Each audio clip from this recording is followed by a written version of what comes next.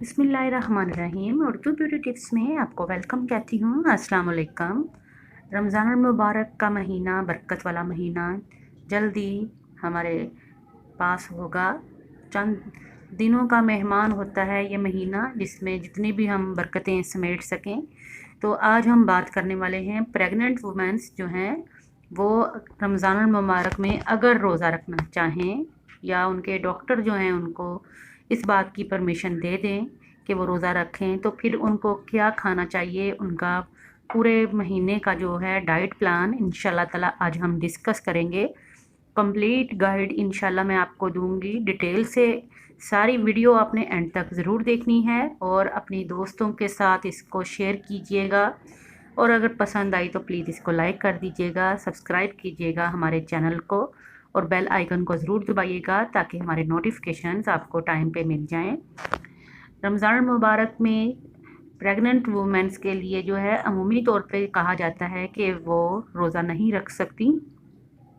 ये इस सूरत में होता है कि अगर आप अभी स्टार्ट ही है, आपके फर्स्ट 3 मंथ हैं, तो फिर मैं आपको यही कहूँगी कि आप मत रिस्क लें इस बात का, क्योंकि इस्लाम में भी इसकी छूट है कि जिस तरह मुसाफिर को या मरीज़ को इस्लाम में जो है रोज़े की छूट है कि वो बाद में इसको क़ज़ा करके तो रोज़ा रख सकते हैं, अपनी तादाद पूरी कर सकते हैं।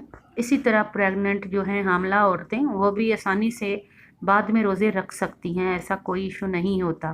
तो अगर तो आपका अभी स्टार्ट ही है, फर्स्ट 4 मंथ हैं बल्कि मैं कहूँगी, तो फिर आप रोज़े की तरफ मत ख्याल करें। लेकिन अगर आपने डॉक्टर से डिस्कस की हुई है और आपका 5वें से छठा महीना शुरू हो चुका है, तो फिर ये वीडियो आपके लिए है। सबसे पहले आते हैं हम हेल्दी सैलड्स की तरफ।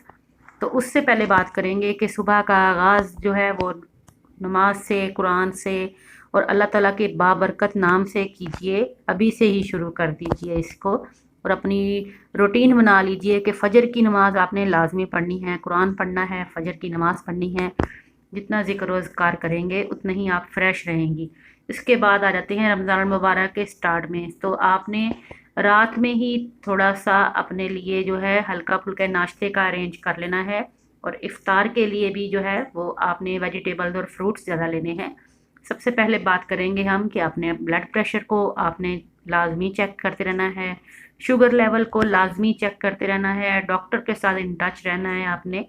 कोई भी थोड़ी बहुत किसी चीज़ की कमी बेशी महसूस हो तो फिर आपने डॉक्टर से ज़रूर रब्ता करना है।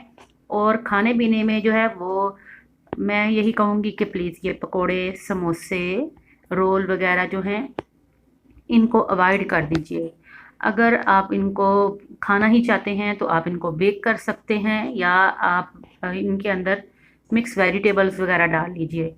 लेकिन सहरी में जो है वो जौ का दलिया लाजमी खाएं। जौ का दलिया उसमें बहुत शफा है और ताकत देता है। इसमें थोड़ी सी खजूरें डाल सकते हैं, किशमिश वगैरह डाल सकते हैं, नट्स डाल सकते हैं। और इसके अलावा जो है साबूदाने की खीर जो है ये बहुत फ़ायदेमंद है, सूजी की खीर बहुत फ़ायदेमंद है। इसके अलावा स्मूदीज़ जो हैं, मुक्स बहुत सारे फ्रूट्स जो हैं, मिक्स फ्रूट जो हैं उनकी आप स्मूदीज़ बना सकते हैं। और अगर आप कहेंगे तो मैं इंशाल्लाह आपको इनकी रेसिपीज़ भी बनानी सिखा दूँगी। और इफ़्तार के टाइम पे आलू चने की चाट बना के वो खा सकते हैं इमली खजूर की चटनी के साथ, आपका हाजमा भी ठीक रहेगा। मिक्स फ्रूट की चाट बना लीजिए, उस पर शहद डाल दें, दालचीनी डालें, या लोबिया या बीन्स की जो सैलड्स होती हैं, मैंने ये अभी बनानी भी सिखाई हैं मेरा ख्याल आपको, तो वो भी देख लीजिएगा। मिक्स फ्रूट की चाट्स जो होती हैं उसमें सैलड्स में सब्जियां भी डालें, उसमें मुख्तलिफ़ तरह के अनाज डालें। इसके अलावा सैंडविचेस बना सकते हैं चिकन वगैरह के, वेजिटेबल्स के, वो आप खा सकते हैं। ज़रूरी नहीं कि आप फ्राइड आइटम्स ही खाएं। इसके अलावा जो है वो टमाटोज़ जो हैं उनको सैलड में यूज़ कर सकते हैं, ऑरेंज का जूस ले सकते हैं, कीवी आए हुए हैं आजकल, कीवी को सैलड में यूज़ करें। इसके अलावा अगर आप अफोर्ड कर सकते हैं तो एवोकाडोज़ लें, या फिर केला तो हर कोई अफोर्ड कर सकता है। इसके अलावा मिक्स फ्रूट जो हैं उसको सलाद के तौर पे या फ्रूट चाट के तौर पे खा लें। अगर आपका चिकन वगैरह खाने को दिल कर रहा है तो फ्राई ना खाएं, ग्रिल करके खा लें। ग्रिल किया हुआ या स्टीम किया हुआ या तवे के ऊपर हल्का सा इसको सौते कर लें तो वो बहुत अच्छा है, वो नुकसान नहीं देगा, लेकिन एक लिमिट में खाना है आपने। ये नहीं कि पेट भर भर के आप लोग खा लें। लेकिन इसके साथ साथ दूध लाजमी आपने पीना है, सुबह भी 2 गिलास और शाम को भी 2 गिलास। और अगर फल वगैरह साथ लें तो स्मूदी बना लें, केले की स्मूदी बना लें, या बेरीज वगैरह जो होती हैं उनके साथ आप स्मूदीज बना के इनकी मिल्क शेक बना के पी लें, केले का या आम का, जिसका भी पीना चाहें आप मिल्क शेक पी लें। स्ट्रॉबेरीज वगैरह आई हुई हैं, इनका जूस बना के इफ्तार में आप पी सकते हैं, या रात को जब आपका दिल करता है कुछ थोड़ा बहुत खा लें तो फिर उस वक़्त भी जूस वगैरह ले सकते हैं। इसके साथ साथ फोलिक एसिड की जो है आपने इनटेक जो है वो लाजमी रखनी है, सहरी और इफ्तार दोनों टाइम पे लाजमी लेनी है। फोलिक एसिड के साथ साथ आपने अपनी डाइट जो है हेल्दी रखनी है, रात को सोने से पहले भी हल्का फुल्का फल ज़रूर खा लें, और सहरी में भी जो है वो अपना नाश्ता करके तो अपनी जो भी आपकी मेडिसिन हैं वो लाजमी लेनी है, और भरपूर नींद लेनी है। फ्रेश होके सोना है आपने, ये नहीं सोचना, कोई भी टेंशन वगैरह लेकर मत सोचिएगा और ना ही सोइएगा। और जिस दिन आपको फील हो थोड़ा सा अपने आप को भारीपन वगैरह, तो उस दिन आप रोज़ा छोड़ सकते हैं, कोई ऐसा बड़ा इशू नहीं होता। लेकिन जितने रख सकती हैं आप आसानी से उतने ज़रूर रखिएगा।